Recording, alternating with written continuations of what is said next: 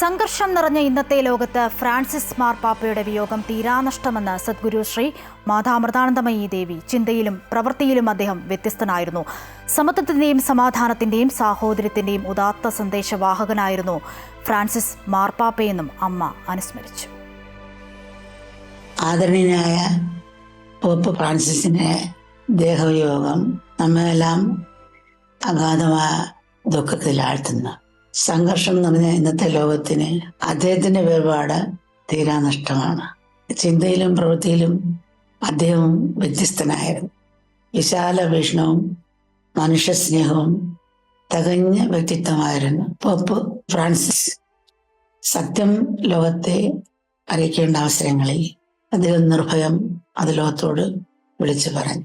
സമത്വത്തിന്റെയും സമാധാനത്തിന്റെയും സാഹോദര്യത്തിന്റെയും ഒരു യഥാർത്ഥ സന്ദേശ വാഹകനെയാണ്. അദ്ദേഹത്തിന്റെ ദേഹവിയോഗത്തോടെ നമുക്ക് നഷ്ടമായിരിക്കുന്നത്.